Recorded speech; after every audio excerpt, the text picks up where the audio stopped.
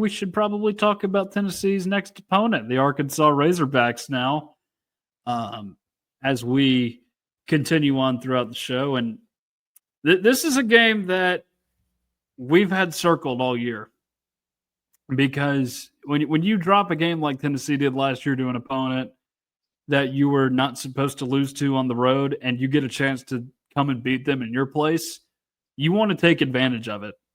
You really want to take advantage of it. And I remember because I was following the team around, covering the team in 2023. I was in the Neyland Stadium press box for the South Carolina game. The coaches, they were ecstatic at the end of the game, to say the least. There were multiple "let's effing goes" dropped as they were running to the elevator to go down to the field in the press box, which was something that's not surprising, honestly. You know, those guys have been upset by the loss to South Carolina all year long. They've been stewing about it. You come out and you beat them by 3 touchdowns. I expect Tennessee to feel similarly to the way they did that night this weekend. Yeah, I mean, Tennessee better be able to go out there and punch Arkansas in the mouth after what happened last season. And you know, I mean, it's just going to have to happen. I just hope that the fan base will still be loud and rowdy for the game. I mean, considering like some of the pressure's been taken off with Sam Pittman getting fired and everything. And Arkansas, I mean, that total beatdown that they suffered to Notre Dame, 56-13. I mean, I think that's made a lot of people more comfortable going into the game, but hopefully that doesn't diminish the crowd noise, because I want that place to be rocking. I want to see them fumbling every single snap. I want them to have delay of games left and right.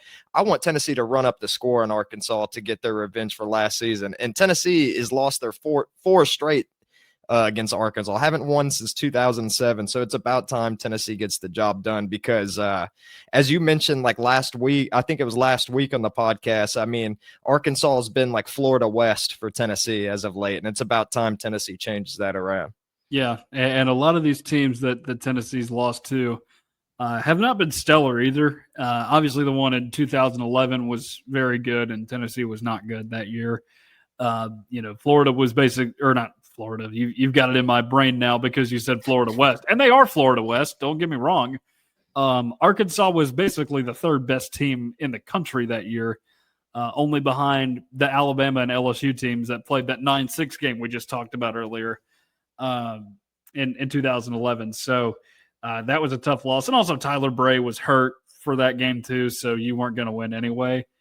In 2015, you know, they're coming off like a 3 or 4 loss start. I know they had lost to Toledo at that point, but they had 2 running backs go for like 100+ yards in that game. Alex Collins, rest in peace, and Raleigh Williams was the other one that ran all over Tennessee. 2020 was the game where Fulmer was going to coach the offensive line. And we got our first taste of Harrison Bailey in that game. I think Tennessee was up at halftime, and then Traylon Burks, who I despise for a multitude of reasons, tore Tennessee apart in that second half. That game is not why I despise him. I more despise him because of the idiot general manager that the Titans had at the time, who, by the way, was trolling the Titans this past weekend. But no, we do not like Traylon Burks in Titans country. And I certainly did not like him that night either. So you had that loss. And then this past year, Nico at quarterback. And he was in an offense he was not comfortable with and did not look good in that game whatsoever. They end up going down 19-14, and he ran out of bounds. He ran out of bounds on 4th down. You got to throw the ball there. You have to know better than to run out of bounds as the clock is winding down and the game is about to end. You just can't have that happen. So, but a lot of silly losses. I believe it's 5 of the last 6 that Tennessee has lost. As you mentioned, Jordan, 4 straight is no good. No good for Tennessee whatsoever. Now, I do have some stats for you that may make you feel a little bit more comfortable. This is, I don't want to call this a made-up stat, but it is something that is worth noting here in the Heupel era. Georgia is an obvious exception to this rule, but in games where Tennessee is coming in and playing an opponent that it lost to the previous season, grudge matches, so to speak, Tennessee is 6-0 under Josh Heupel. You had the win over Pittsburgh in 2022, of course, Bama, Florida that year. You had South Carolina in 2023, as we discussed earlier, and then Alabama, Florida last season as well. So 6-0 against non-Georgia teams in the grudge matches. Of course, you've lost all 4 of those to Georgia, but they are pretty much the exception to every rule in the Josh Heupel era. Josh Heupel off bye weeks. This is his time as a head coach, not just his time at Tennessee. 7-2 overall. 2 losses were to Memphis in 2020, and then, of course, Arkansas last season, which does bear noting just because Tennessee is playing Arkansas this week. But overall, no, he does a good job. He's got a couple wins over Kentucky, beat them in 2021. Beat them last year as well. I know it wasn't a spectacular game for Tennessee last year, but they did get the win over Kentucky. Most notably, the win over LSU in 2022. You go on just a total war march down there in Baton Rouge, take over the stadium. You recover the kickoff, the opening kickoff, and go up early in that game, get it done 40-13. And then the other one, 2023, you get it done 20-13 at home against Texas A&M. So Josh Heupel, very good in grudge matches, and very good out of the bye weeks. And very good at home too. Like Josh Heupel's lost 3 or 4 home games in the past 3 seasons or something like that. I mean, he hasn't lost much at home at all. So that's going to be a positive for the game too. And it's starting to look like Jermon McCoy's not going to be back, but I don't really think that that's going to be a huge issue in the game. Because looking at Arkansas statistically, they're struggling in some important categories. They're 113th in passing yards allowed, which honestly, Tennessee's not too great in that department either. They're actually 115th. But Tennessee does have a quicker offense and everything and whatnot. But they're also 117th in total defense and 52 in sacks. So their defense is not really that great. And then since they've out of the 3 Power 4 opponents that they've played this year, they've given up an average of 371 passing yards per game.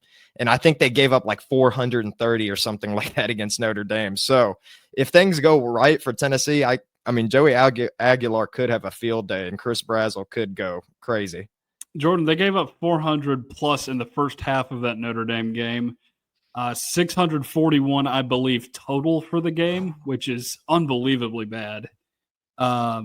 They've yet to hold any of their last 3 opponents under 475, just based on what I've calculated. Tennessee at least managed to keep Syracuse and Mississippi State under 400, which I guess is a decent measuring stick. Georgia was a little nasty, but I think there were some injuries that played a part in that. We will pass along any injury news as we get it this week, which would be on Wednesday about this time. David Hobbs is hinting that he's going to play soon, at least on the social medias. Last week, we saw him post something that at least looked encouraging. Jesse Perry, by the way, came back into that Mississippi State game. I'd forgotten about it when we did the show, the post-game show, but he came back into that game. So that's obviously a good sign for Tennessee. David Sanders will be available. Josh Heupel did say that, but he is reluctant to say anything about starting David Sanders for Tennessee. So that's not overly surprising, but it's good to get him back into the fold regardless. Yeah, I mean, hopefully he gets some reps in the Arkansas game too. I mean, since he already had an appearance in Mississippi State, why not give him some more reps? I mean, so what if he's not the starter? But it would be nice to get some more SEC reps underneath his belt because, I mean, he's got potential to be a great player for Tennessee, and it'd be nice to kickstart that as quickly as possible so Tennessee can continue with their offensive line success, which has been dominant this year. I mean, I've said it time and time again. I mean, the offensive line got really proud of how they've been doing this year. And if Tennessee keeps it up, I mean, this offense is rolling. I mean, as long as that offensive line keeps healthy and with the addition of David Sanders, I mean, I think Tennessee is going to be just fine. So let's look a little more closely at the matchup. Tennessee 13-7 all time against Arkansas, of course, having lost 5 of the last 6, which is not great. Bobby Petrino is, of course, the interim for Arkansas, which that is something that does worry me a little bit about this game. The fact that you've got a guy who is very much auditioning to reclaim his throne as the head coach of Arkansas. Their best season since the whole motorcycle thing happened was an 8-win season that ended with a victory against James Franklin Penn State in what was, I believe, the last ever Outback Bowl before they renamed it to the ReliaQuest Bowl in 2021. So finished ultimately 9-4 that year. Bobby Petrino's last season was their last 10-win season. They've topped out at 8 wins in the regular season since then.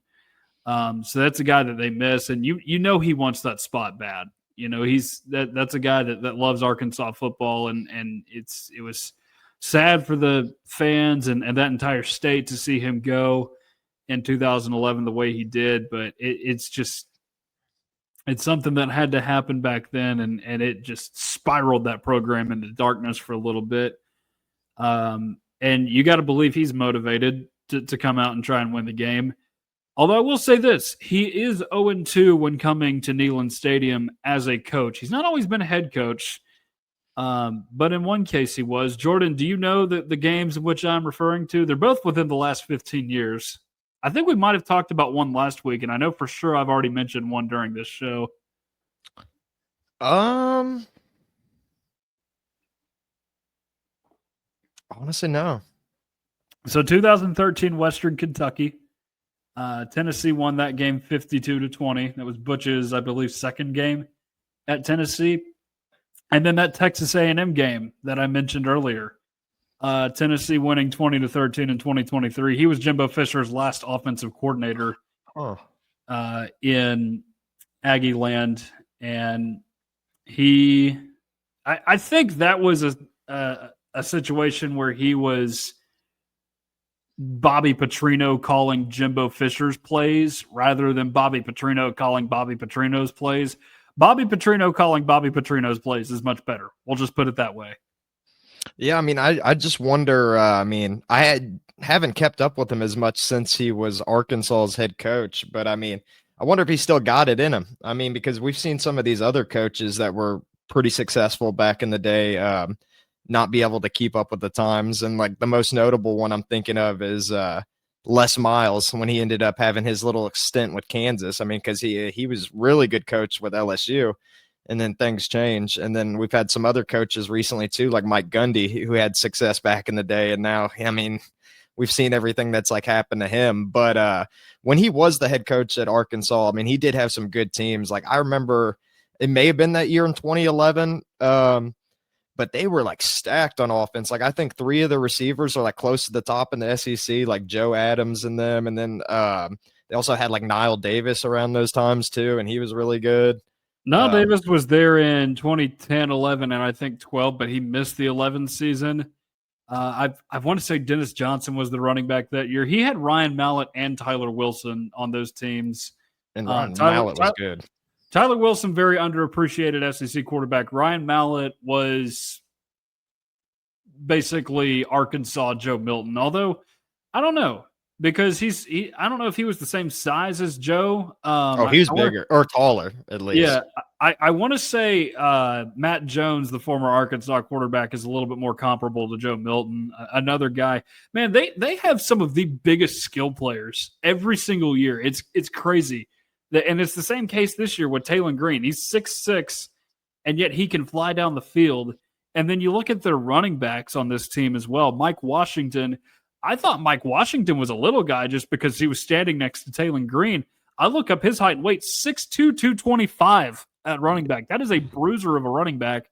You just win against Fluff Bothwell, who's, kind of a bowling ball, but, he's that big. And their backup running back, Braylon Russell, he's about 6'2", 245 back there. I mean, that's like fullback size. I don't know how it happens every single year, but they've just got these offensive bruisers in the backfield, and not that much of a case at wide receiver, fortunately for Tennessee. But Omega Blake is still going about 6'2", 200 as well, so he's a tall, rangy wide receiver that you're going to have to keep up with.